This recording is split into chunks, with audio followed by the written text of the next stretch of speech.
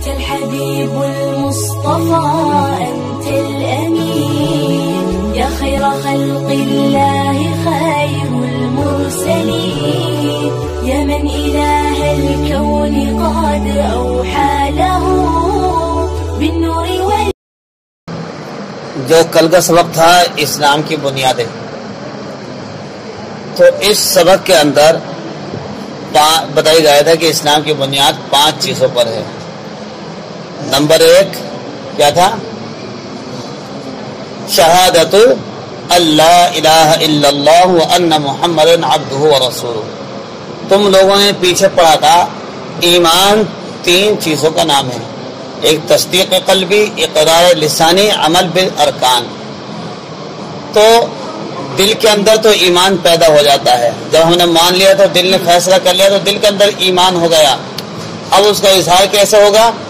تو اس حدیث سے پاک کے اندر بتایا کہ دیکھو شہادت اللہ الہ الا اللہ، جب ایمان قبول کر لیا تو ہم اسلام کے دائرے میں داخل ہو گئے، اور اسلام کا اظہار جو ایمان کا دوسرا جز ہے اقرار لسانی، تو اس کا اظہار کرنے کے لیے زبان سے کیا ہوگا؟ کلمہ اشہد اللہ الہ الا اللہ و اشہد ان محمدن عبدہ ورسولہ۔ تو یہ تھا اس کا۔ اور تیسرا کیا تھا ایمان کا جز کا؟ یعنی اعمال سے اظہار کرنا۔ تو وہ اعمال بتائیں اس حدیث سے پاک کے اندر۔ نمبر 2 پر نماز قائم کرنا۔ نماز قائم کریں تو جب تو ظاہر ہوگا کہ بھئی یہ مسلمان ہے، اسلام کے اندر داخل ہے، دائرہ اسلام میں داخل ہے۔ زکوٰۃ ادا کرنا، اگر اتنے پیسے ہو گئے کہ وہ کعبہ شریف تک، حرم شریف تک پہنچ جائے تو بیت اللہ شریف کا حج کرنا ایک، اور اگر پیسے ہوں تو زکوٰۃ دینا، نصاب تک پہنچ جائے، اس کا نصاب آگے آ رہا ہے، آگے بتائیں گے کتنا نصاب ہے۔ پھر کیا ہے؟ جب رمضان کا مہینہ آ جائے، عاقل بالغ مرد عورت پر پھر روزے فرض ہو جاتے ہیں تو روزے رکھے، یہ نہیں کہ اونٹوں کی طرح کھاتے پیتے پھرے۔ یہ حدیث سے پاک گویا کہ اسلام کی بنیادیں ہیں۔ اسلام کی بنیاد کو یعنی دل کے اندر مضبوط اور محفوظ کرنے کے لیے، اسلام کو سمجھنے کے لیے سب سے پہلے نمبر پر عقائد کا درست ہونا ضروری ہے۔ بتائیے کس چیز کا؟ عقائد کا درست ہونا ضروری ہے۔ اگر ہمارا عقائد درست نہیں ہے تو سمجھ لو ہمارا ایمان ڈول مول ہے، ہم ایمان میں کمزور اور کچے ہیں۔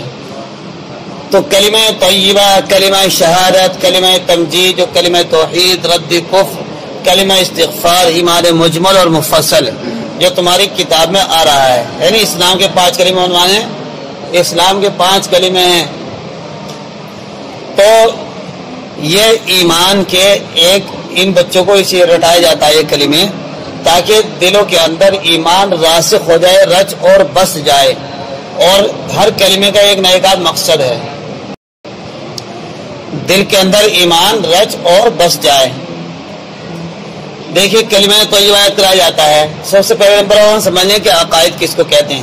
گویا کہ یہاں سے ایمان کے بعد، ایمان مضبوط کرنے کے بعد، ایمان مضبوط ہو گیا، ایمان کو سمجھ لیں کس چیز کا نام ہے۔ پھر ہم اسلام کے بنیادی 5 شعبے سمجھ چکے کہ اسلام کے 5 بنیادی شعبے ہیں۔ تو اب ہم اسلام اور ایمان کو سمجھنے کے بعد سب سے پہلے اپنے عقائد کو درست کریں۔ عقائد کو درست کرنے کے لیے سب سے پہلے ہمیں کلمہ طیبہ سے شروع کرنا ہے۔ تو یہ جان لینا چاہیے عقائد کہتے ہیں آدمی جن دینی باتوں پر دل سے یقین رکھتا ہے، آدمی جن دینی باتوں پر دل سے یقین رکھتا ہے اس کو عقائد کہتے ہیں۔ اسلام میں عقائد کو بنیادی درجہ حاصل ہے۔ ایمان کے صحیح اور معتبر ہونے کے لیے عقائد کا صحیح ہونا بہت ضروری ہے۔ عقائد یا عقیدے کی جمع ہے۔ عقیدہ کہتے ہیں جن دینی باتوں پر دل سے یقین کیا جائے۔ عقیدہ کہیں گے کس کو؟ جلدی کہو۔ ہاں، جن دینی باتوں پر دل سے یقین کیا جائے اس کو عقیدہ کہتے ہیں۔ یا یوں کہہ لو آدمی جن دینی باتوں پر دل سے یقین رکھتا ہے یا رکھتے ہیں ان کو عقائد کہتے ہیں۔ تو عقائد میں سب سے پہلے ہم کلمہ طیبہ کا سہارا لیتے ہیں۔ کلمہ طیبہ کو کلمہ طیبہ کیوں کہتے ہیں؟ اس لیے کہ اس کلمے کو پڑھنے کے بعد ایک انسان پاک ہو جاتا ہے کفر سے، کہیے شرک سے، کفر سے، شرک سے اور نفاق سے، کفر، شرک اور نفاق سے. تو اس لیے اس کلمے کو کلمہ طیبہ کہتے ہیں.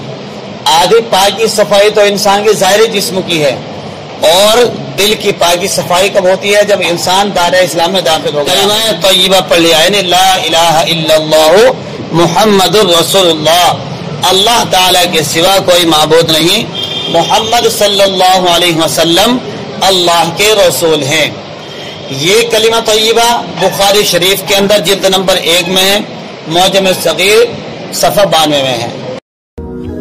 أسعد به قلوبنا واغفر به ذنوبنا واشرح به صدورنا